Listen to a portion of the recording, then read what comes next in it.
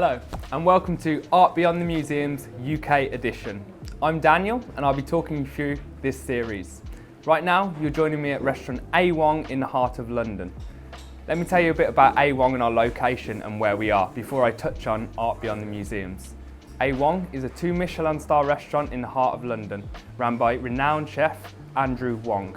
It is currently the only 2 Michelin star restaurant of Chinese origin outside of Asia, a very unique location for this amazing art series. Now, Art Beyond Museums, what is it and why are we here? Let's look at museums first. Museums, are they places to collect and exhibit art? No, they're not. Museums are places to collect art and bring it to the people, share it with the people. So when we find ourselves in a global pandemic, as we are currently all feeling the effects of, we can no longer visit our favourite museums, our favourite galleries, our favourite cities, or travel to the places we want to go around the world. So here at Art Beyond Museums, we're going to bring the art, the cities, the places, the amazing places you're missing out of, right to you in the comfort of your own home. So, who's bringing you Art Beyond Museums? What is this series about? It's brought to you by Master Yun Zhe of Lotus on Water in Singapore. Master Yun is a 6th generation Feng Shui master. In 2006, collecting all of his knowledge, his expertise, and everything he's learned throughout his career and his experience, he founded Lotus on Water Gallery in Singapore. Not only that, Master Yun is a highly decorated artist. In 2019, CCTV China awarded him the I Ching Gold Medal Master Award, along with the Achievement in Arts Award. So a very renowned painter and a very unique painter. As we look more into the history of Master Yun's art, the art of Chinese cuisine and how they connect and cross over in different fields, but they find a link between them, whether it be creativity, tradition, the yin and yang and the balance with it all. Not only that, Master Yun is the first and only artist to ever have an art exhibition on a Great Wall of China. And that is the exhibition we'll be looking at today. This piece just here to the left of me was one of 108 cranes that built a 13.8 metre long piece of artwork which was displayed on the Great Wall of China. These pieces have now been taken apart and sent to all different parts of the globe, and we're lucky enough to have some of the pieces here with us today in restaurant A.Wong in the heart of London. When we talk about the history of China, the Great Wall of China springs to everyone's mind. A country so rich in history, so rich in culture, with so many influences around the world, we look at how them traditional influences affect Master Yun's paintings and his painting styles. Chef A.Wong will tell us how it's influenced the dishes that he presents. And then we look at how Master Yun has brought it into a more modern era. As you can see by this painting, it is not a normal traditional Chinese painting. It's filled with colour, vibrance, gold, silver, red, yellow, orange. A very bright piece that is not traditional in Chinese paintings, but it reflects Master Yun and what he wants from his Feng Shui paintings. The vibrancy, the passion, the art wants to come through the page, come off the canvas, and that's exactly what he does. So let's look at the crane here. The crane, as said, one of 108 cranes that are all painted in 24 karat gold. Not a normal crane, as you can see, it's a very rounded body, a larger body. On this one, the wings are opened up. It uses 24 karat gold, representing the heart of the crane, that it has a heart of gold. These are not just normal cranes, they are mystical beings, celestial beings. And then when we look closer into it, you can see the black calligraphy work around the crane. This is a use of a traditional Chinese method using black pine soot ink and calligraphy strokes, and now we're seeing the connection between traditional and modern artwork. Not only that, Master Yun uses different types of techniques that are not normally found in Chinese paintings. The use of layers, how he builds up the layers using a traditional oil technique, oil canvas painting technique. Master Yun builds up layers. In these layers, we have splashes of Laurent Perrier champagne, 18 karat gold and 18 karat silver. The use of this creates a layered effect and almost a 3D effect, so it's coming off the page, again expressing vibrancy and warmth from the painting. So, as we look more into the paintings, you need to understand what it makes you feel. What does this painting make you feel? How does it come off the page? We look at the crane. In other paintings, the cranes look away from themselves as they look to the future, what else is happening around it. This crane is slightly different. you can see the head looking back in itself, almost as an appreciation of what it's done. It looks back at its heart of gold, what it's achieved, and it almost feels safe, but also proud and bold, surrounded by these beautiful flowers, these beautiful vibrant colours. It's a pure celebration of its own self and its wealth and its status, and it represents that longevity that cranes are so famous for representing.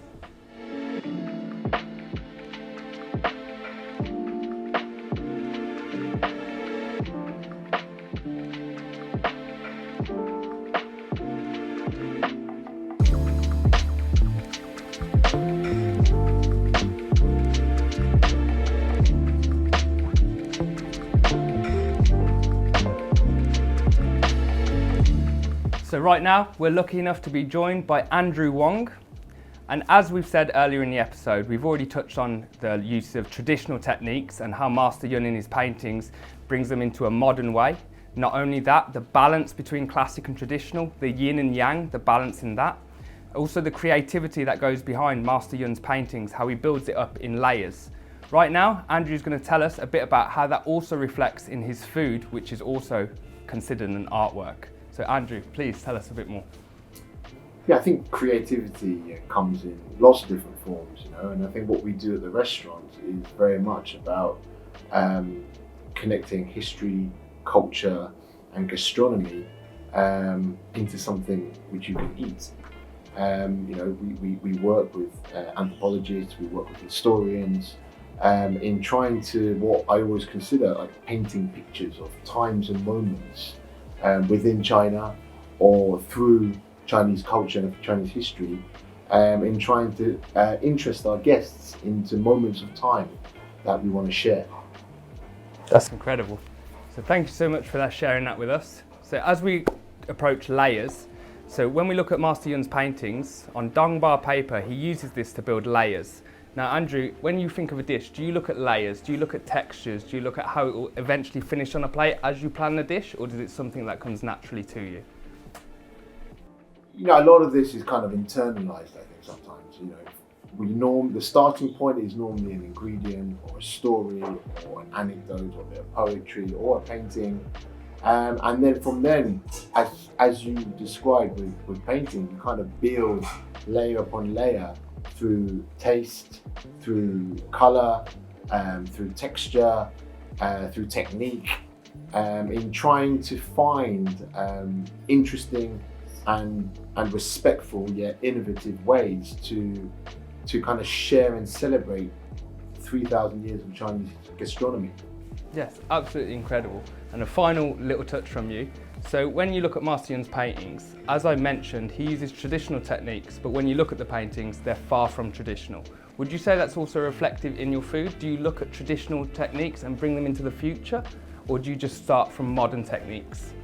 I think as a chef, I think the one thing I have learned is that actually there's a timelessness to a lot of these techniques that have existed through China over the past 3,000 years.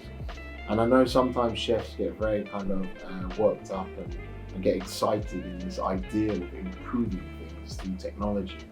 But actually every time I've ever tried it, it's just been this massive journey of kind of thinking you can do it, and then you end up normally back at square one at the original technique and the original process. And with the paintings, the one thing I do love is this idea that it's not just a visual thing. It's about a celebration of a culture and celebration of history and techniques through history. Some which can be seen, some that can't be seen, it can just be felt. And I think sometimes that's what is more interesting. It's about the story that it tells and the hidden narrative that exists within.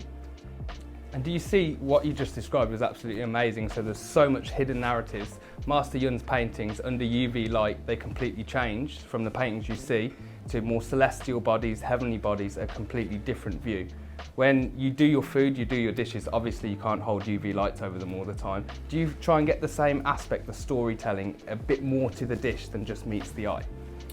Yeah, absolutely. I think a lot of our dishes, we very rarely create dishes completely from scratch. A lot of them are about evolving dishes and slowly adapting it over times or through seasons or through new sources of inspiration or new work that they're working on, either with anthropologists or with farmers or with growers or with ingredients.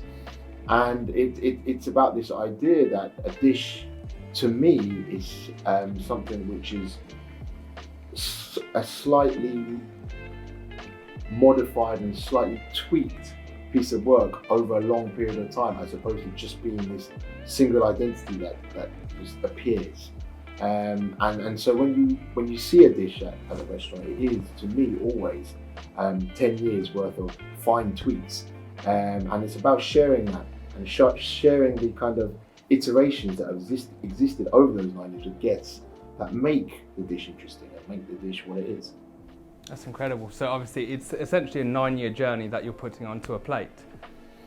Well, the restaurant's only been open for 9 years, so most things are 9 years. Yes. But actually, as I said, the bigger picture is it's more than 3,000 years. You know, I think a lot of it is about celebrating a country that is so rich and diverse, a country that borders 14 different other countries, a country that through the Silk Road, through international trade, historically has actually absorbed more outside influences than any other gastronomy in the world and any other culture in the world.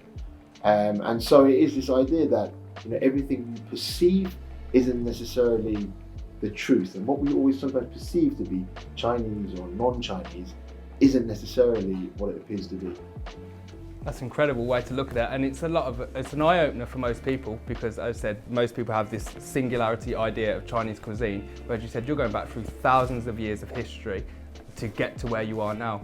So similar in terms of Master Yun, he opened Lotus on Water in 2006, so your restaurant's been open for 9 years, Master Yun 15 years for Lotus on Water, but you're talking about a 6th generation Feng Shui master, and Feng Shui, well, as a culture, goes back so much further.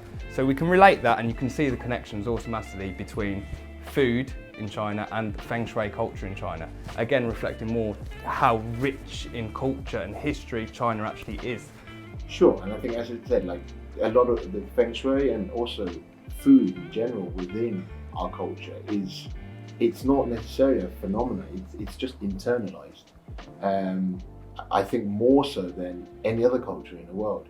And I think sometimes people try to pigeonhole stuff or try to give things very clear boundaries, but actually both food and Feng Shui are very, very timeless, internalized things within Chinese culture. No, thank you so much, Andrew. Absolutely incredible insight into your mind and how you think. Thank you so much for joining us today, and hopefully I'll see you again soon. Thank you. So, we're going to look at other collections from the artwork today. Right here we have the Longevity of a Crane series, number 62. And over here we have The Sun and Moon Has Multiple Lights. We're going to look at this one first, Longevity of a Crane. So in the previous painting we witnessed the crane itself. Here is a calligraphy work, again using traditional calligraphy strokes. Master Yun's modern use of 24 karat gold in his paintings, and again it represents longevity, boldness, status, which is what a crane represents within Chinese culture. Something like this hanging in your house will bring you prosperity, strength, wealth. And again, like all of Master Yun's paintings, under a UV light this completely changes. This painting itself almost comes alive again, but in the night time, representing space, the galaxy, the stars, going into the unknown, stuff we don't know about, almost a mystical being. Yet it's just calligraphy. At eyesight, a beautiful boldness. Gold, which is so welcomed on earth, is so treasured on earth, something that we ground with, that is found in the ground, we respect. So looking at this painting, as I said, under UV lights, it becomes completely something else, a heavenly body, as if you're looking out into space. So the use of gold, ground materials, pine soot for the blackness.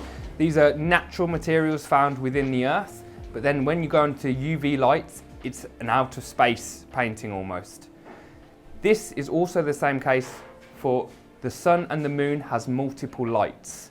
Now, we talk about balance within paintings. The sun and moon must be a balance. We've mentioned yin and yang, the balance that we find. Again, the sun and moon, light and darkness, they need each other and they match perfectly together. Although they're completely opposing, they fit together perfectly. They need each other to survive. When we look at artwork, we look at creativity, we always look at balance. And as we are here in A.Wong, we look at the balance and creativity in food, which Andrew touches on when he talks about his food. Looking at the history, the balance with modern, new, and again we see it in the materials. The usage of the sun and the moon has multiple lights. These are all reflective, and these are all things we can see across different paintings and different aspects of life. So, thank you for joining me here at A.Wong in London for today's episode. Me personally, I'm a chef, and it was one of the most incredible experiences of my life. If you're ever in London and you have the luxury to visit A.Wong, I cannot recommend it highly enough. Currently in this global pandemic, your travel might be restricted, whether you're in Singapore, America, even the UK itself, wherever you are, if you get the opportunity to visit here, come and witness it, come and witness the magical creations from Andrew himself. And then of course, if you ever want to get in touch about the paintings, contact Lotus in Water, and one of this unique collection could be yours to own in your own home. Thank you very much, and I'll see you soon.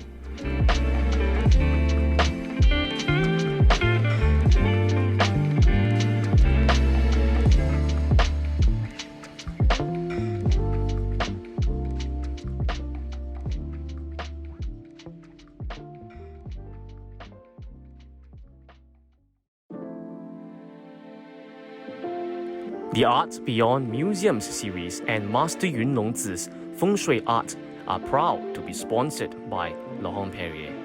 For 200 over years, Laurent Perrier has not worked with any other artist before. When you purchase a piece of Feng Shui art exhibited in this Art Beyond Museums series, you will also be getting a complimentary set of 5 different specially selected cuvées of Laurent Perrier champagne: the La Cuvée, the Cuvée Rosé, Brut Millésime, Demi-Sec Harmony, and the Cuvée Grand Siècle, so that you can enjoy the taste of elegance while basking in the prosperity of Master Yun's Feng Shui paintings and calligraphies.